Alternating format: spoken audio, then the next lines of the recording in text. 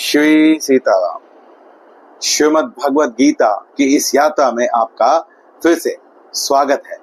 यहाँ भगवान बतला रहे हैं उस योगी के बारे में जो योगी भगवत प्राप्ति का अधिकारी है। वो किस प्रकार से देखता है, वह क्या करता है। भगवान यहाँ पे कहते हैं काम क्रोध वियुक्तानाम यतिनाम यत चेतसाम अभितो ब्रह्म निर्वाणम वर्तते विदितात्मानम्।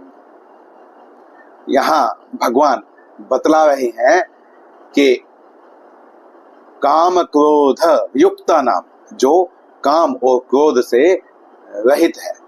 अब भगवान ने यहाँ पर काम और क्रोध दोनों को क्यों लिया, जबकि यदि भगवान कामना ही कह देते तो कामना का ही रूप तो क्रोध है। जब कामना की पूर्ति नहीं होती है तो क्रोध उत्पन्न होता है, तो क्रोध तो कामना से ही उत्पन्न हो रहा है।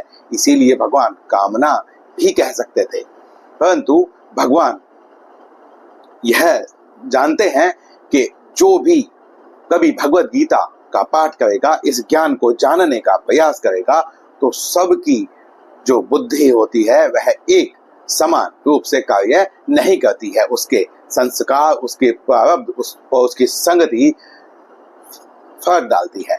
तो यदि उस स्तर तक ना हो तब भी साधारण से साधारण मनुष्य इस ज्ञान को समझ सके, अपना सके।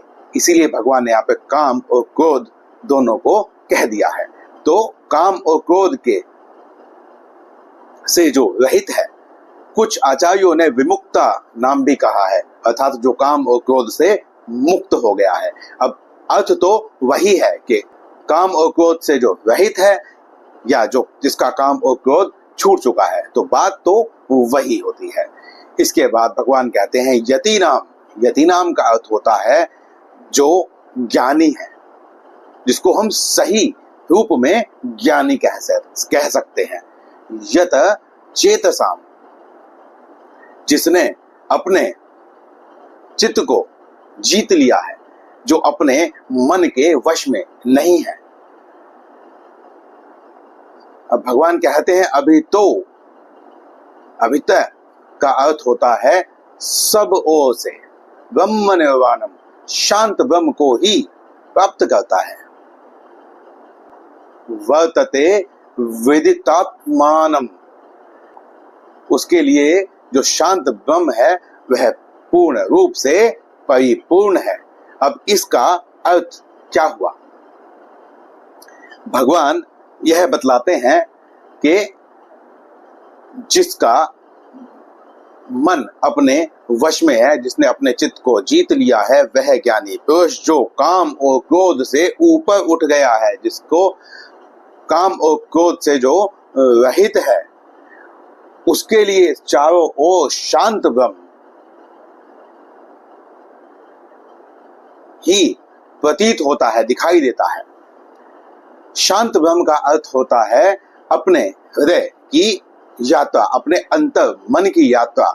वहां पर जब व्यक्ति अपने अंतर मन की यात्रा करता है तो वह विषयों से छूट जाता है। जब तक वह बाहरी किसी विषय से संबंध रखेगा ही नहीं, किसी बाहरी विषय को वह देखेगा ही नहीं, तो फिर उसके मन में आशा, इच्छा, स्पृहा, द्वेष आदि कहाँ से आएंगे। इसीलिए उसके मन में जो परम पिता परमेश्वर, जो उसके हृदय में परम पिता परमेश्वर वास कर रहे हैं, वह बस उसे ही जानेगा। उसके मन में असीम शांति उत्पन्न होगी, उसका मन विचलित नहीं होगा, और उसके लिए यह जो ब्रह्म है यह परिपूर्ण होगा, अर्थात वह पूर्ण यात्रा को जीते जी ही परम पद को प्राप्त कर लेगा। अब जो नास्तिक व्यक्ति है वह इस श्लोक को किस प्रकार से माने? साधारण भाव में आप लौकिक में यह समझें कि जब कोई भी व्यक्ति चाहे वो नास्तिक हो, चाहे आस्तिक हो, चाहे वो एथिस्ट हो, या जितने भी प्रकार के शब्द आज के समय में चलन में है, वह यह देखे कि यदि उसके पास 100 रुपए हैं और वह उस 100 रुपए में ही संतुष्ट है, उसकी 101 रुपए की कामना नहीं है, अर्थात वह जितना उसके पास है उससे अधिक वह चाहता ही नहीं है, तो उसके मन में शांति होगी, उससे ज्यादा शांति होगी, उससे ज्यादा वह खुशहाल होगा जिस व्यक्ति के पास 100 हैं परंतु वह उसे 200, 400, 800 इस प्रकार से बढ़ाना चाहता है। जो इस प्रकार से बढ़ाना चाहता है वह कभी शांत नहीं रह सकता, उसके मन में हर समय कुछ ना कुछ चलता ही रहेगा कि मैं इस पैसे को किस प्रकार से बढ़ाऊं।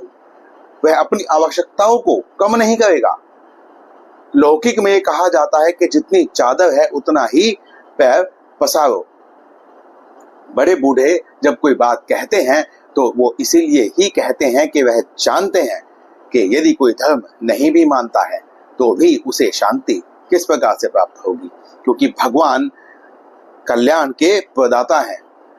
वह सबको ही कल्याण कर लेने का अवसर प्रदान करते हैं।